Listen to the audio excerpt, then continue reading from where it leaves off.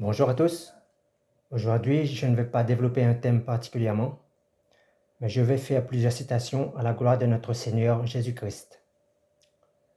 Le plus grand pas pour l'homme, c'est de marcher en Christ et d'être éclairé par Christ Jésus.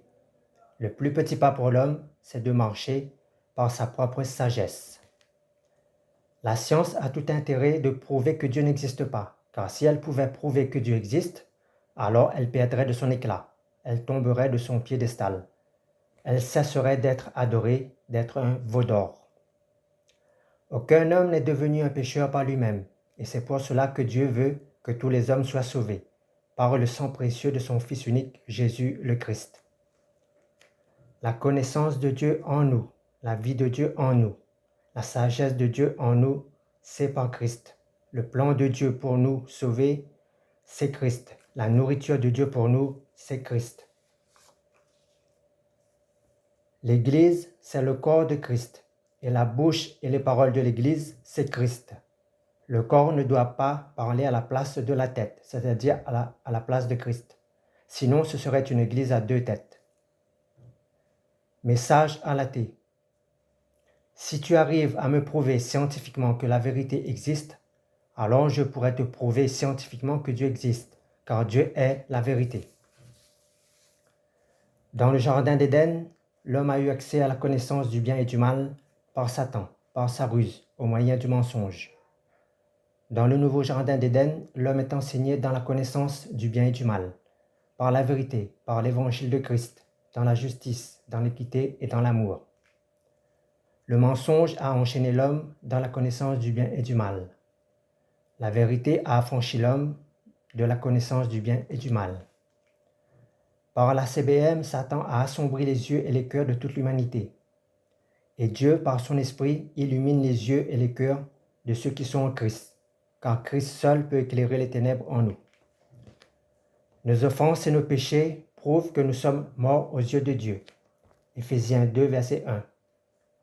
Avant la chute, l'homme était dépourvu d'offense et de péché envers Dieu. Et aux yeux de Dieu, l'homme était considéré comme vivant, mais pas encore un être vivifiant.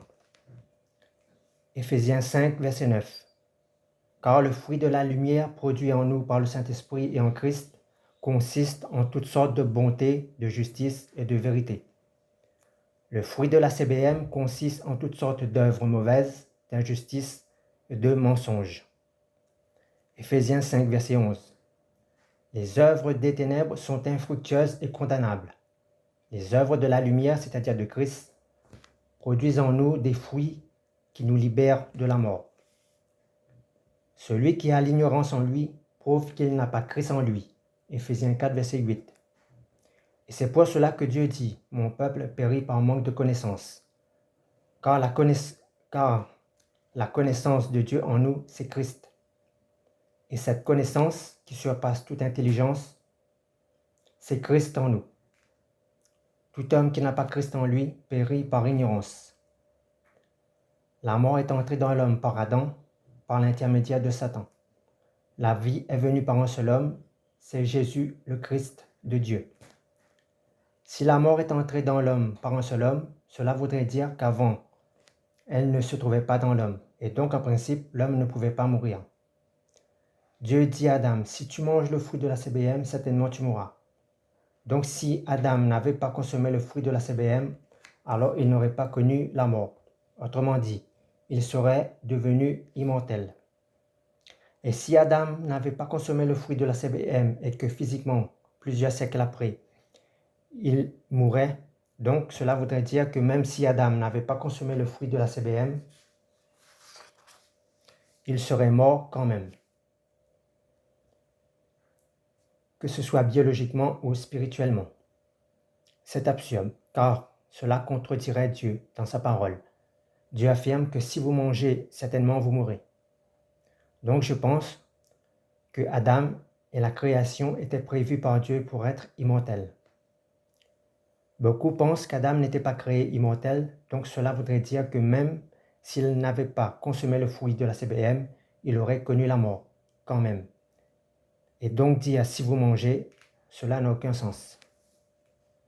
Adam a été créé pour vivre éternellement, mais lorsqu'il consomme le fruit de la CBM, il hérite de quelque chose d'éternel. C'est la mort éternelle. Mais c'est Jésus seul qui peut mettre un terme à la mort éternelle d'une personne. Gloire à Dieu, gloire à Jésus, gloire au Saint-Esprit. Jésus a dépouillé Satan à la croix. Jésus a détruit les œuvres de Satan. Mais Jésus n'a pas détruit Satan. Jésus l'a livré en spectacle.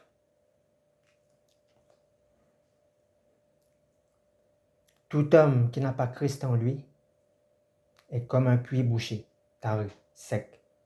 Il est comme un arbre desséché, mort, où plus rien ou aucune sève ne circule, où plus aucun fruit n'est produit. Cet homme est un puits coupé de sa source, qui l'alimentait. Mais la bonne nouvelle, c'est que si Christ vit en nous, alors notre puits est de nouveau connecté à la source de vivre, la source de la parole, au Saint-Esprit. Et l'eau de la parole remplit notre puits. Méditer la parole, avoir de l'intimité avec le Père, avec le Saint-Esprit, par la prière, empêche notre puits de se boucher et d'être coupé de sa source. Le tuyau qui doit être connecté à notre puits, à notre cœur, c'est la parole de Dieu. C'est la parole de Christ par le Saint-Esprit. Un arbre planté près d'un courant d'eau, c'est un homme qui est connecté, c'est un cœur qui est connecté, enraciné dans le vivre de la parole de Dieu. Et cela est rendu possible en Jésus-Christ. La science de l'homme est un veau d'or et l'IA est un de ses fruits et la décadence une de ses conséquences. La Bible mentionne le nom des Arabes, mais jamais et à aucun moment la Bible ne mentionne les mots musulmans ou islam. En même temps, c'est normal, puisque les mots de musulmans et d'islam apparaissent près de 600 ans après. Donc, Jésus ne peut pas être absolument un musulman. Au pire, il aurait pu être arabe, mais sûrement pas musulman. Mais en vérité, Jésus affirme qu'il est bien juif, car le salut vient des juifs seuls. Jésus-Christ n'est pas venu apporter la paix, mais l'épée de la parole de Dieu. Pourquoi? Pour séparer les pécheurs du péché, pour séparer la lumière des ténèbres, pour séparer la vérité du mensonge, pour séparer les morts des vivants.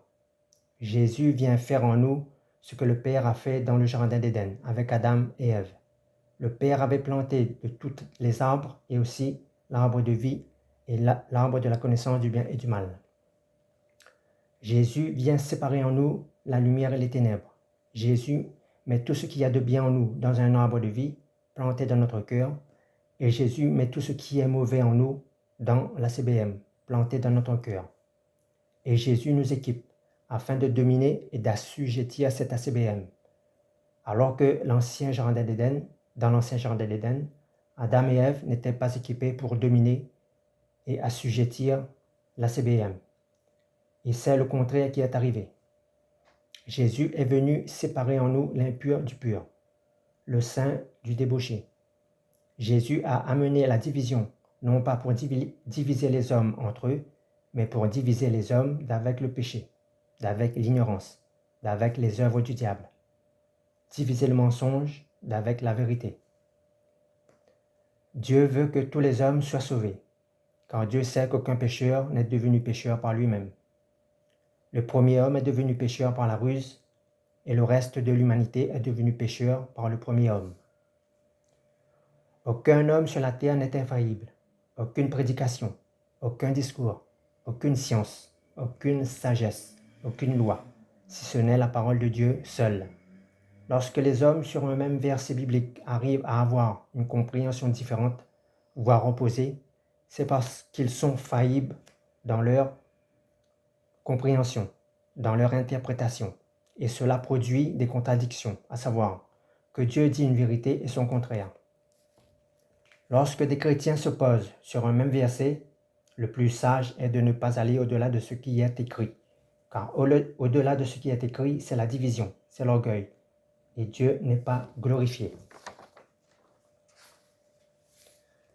À la croix, les ténèbres ont été détruites, mais hors de la croix, les ténèbres et ses ravages dévastatrices demeurent toujours. Et que signifie « à la croix, les ténèbres sont détruites » Ésaïe 35, verset 8. La croix est un chemin, c'est un passage, une porte, une voie sainte. Et par ce passage, par ce chemin, aucun ténèbre ne peut passer, ne peut circuler. Dans ce chemin, tous ténèbres sont instantanément détruits. Dans ce chemin circule une puissance, devant lesquelles aucun ténèbre ne peut résister. Toute nouvelle naissance passe par et dans ce chemin, cette voie sainte. Car ce chemin est nouveau, et tous ceux qui passent par ce chemin sont nouveaux. Ce chemin, c'est la croix. C'est en passant par la croix que nous devenons justes et saints devant Dieu. C'est ce chemin qui nous rend propices à Dieu. Car l'énergie, la vie, la puissance qui circule dans ce chemin, c'est le sang précieux de Jésus. Ce sang est un purificateur, une antidote, un destructeur de ténèbres où nul injuste ne peut passer. Si nous sommes dominés par le mal, alors nous arrosons notre prochain par le mal. Si nous dominons sur le mal, alors nous arrosons notre prochain de bénédiction. Notre langue est un arrosoir. Si nous sommes dominés par le mal, nous arrosons la mort. Si nous dominons sur le mal, alors nous arrosons la vie. Heureux les cœurs purs, ils verront Dieu. Un cœur pur, c'est un cœur qui contient Christ, Jésus. Car sans Christ, personne ne peut avoir un cœur pur. Et sans Christ, personne ne peut voir Dieu. Dieu est le Dieu des vivants et non des morts. Les vivants sont les enfants de Dieu, les morts sont les enfants du diable, la race de vipère, du serpent. La destruction des œuvres du diable commence par l'évangélisation, par la foi en Jésus-Christ, car la foi vient de ce que l'on entend. L'obéissance à Dieu est une des armes pour dominer sur le péché. Dieu dit que la lumière soit et la lumière fut. La lumière fut pour délivrer les hommes, pour rendre la vue aux aveugles, pour faire marcher les paralytiques, pour réparer les cœurs brisés, pour consoler ceux qui sont dans l'abattement, pour ressusciter les morts, pour donner la vie éternelle, pour glorifier le Père, pour confondre les ténèbres, pour tout accomplir, pour la gloire de Dieu le Père. La lumière se lève dans les ténèbres pour affranchir, pour délivrer, pour sauver les âmes perdues. Celui qui est monté au ciel est celui qui est descendu aux enfers. Les enfers ont essayé d'empêcher Jésus de venir à eux, mais les ténèbres ne résistent pas devant la lumière. Lorsque la lumière descend aux enfers, les enfers sont dans la tourmente, dans l'effroi. Les enfers reconnaissent en cette lumière l'autorité suprême, celui qui a été élevé au-dessus de tout nom. Jésus est la clé unique de Dieu pour accéder à la vie éternelle. La CBM est la porte d'entrée pour le séjour des morts. La prière est un puissant désherbant pour fertiliser le sol de notre cœur. La prière, c'est le carburant de Dieu pour alimenter notre âme. Et ce carburant est composé de la parole de Dieu. Cessons de parler de la pluie et du beau temps. Parlons de l'essentiel, de Jésus le Christ. La lumière du monde s'est révélée au monde il y a plus de 2000 ans. Mais cette lumière a toujours existé de toute éternité. Gloire à Jésus, gloire à Dieu, gloire au Saint-Esprit. Hors de la croix, hors de Christ, tout est désertique, stérile, asséché, mort. Nos ennemis se trouvent hors de Christ, hors de la croix, car en Christ, ils sont détruits. Le Saint-Esprit est là pour nous convaincre du péché. C'est sa mission. Mais le Saint-Esprit n'est pas là pour nous obliger ou nous contraindre par la force et contre notre volonté à renoncer au péché. Nous avons toujours le dernier mot. Mais si notre dernier mot c'est d'aller à l'encontre du Saint-Esprit, alors Christ sera pour nous d'aucune utilité. Le triomphe d'un chrétien sur le mal, c'est sa capacité à ne pas faire le mal, alors même qu'il a toujours la possibilité de le faire. Jésus n'a jamais péché, mais s'il avait voulu, il aurait pu. Que signifie Jésus a été tenté en tout? Si quelqu'un peut être tenté en tout, c'est parce qu'il a en lui le pouvoir, la capacité de céder à la tentation. Si quelqu'un n'a pas le pouvoir de céder à la tentation, donc cette personne ne peut pas non plus être tentée. Un prisonnier peut être tenté de s'évader si je mets la clé à sa portée. Être en Jésus-Christ signifie qu'on se retrouve dans un état supérieur qu'était Adam avant la chute.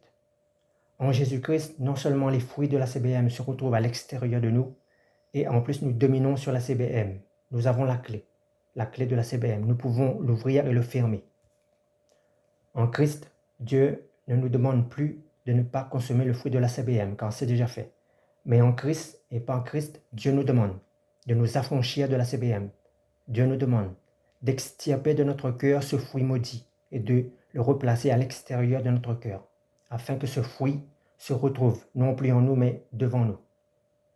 Et si Dieu avait demandé à Adam de ne pas manger le fruit de la CBM, c'est précisément parce que Dieu savait qu'Adam n'était pas encore équipé, vacciné, pour affronter les effets de ces fruits maudits. Et cet équipement, ce vaccin qui faisait défaut à Adam, nous les enfants du nouvel Adam, nous les avons en abondance, par Christ Jésus. Toute la gloire à Dieu et à Dieu seul, et à Jésus qui nous équipe par la puissance du Saint-Esprit. Amen.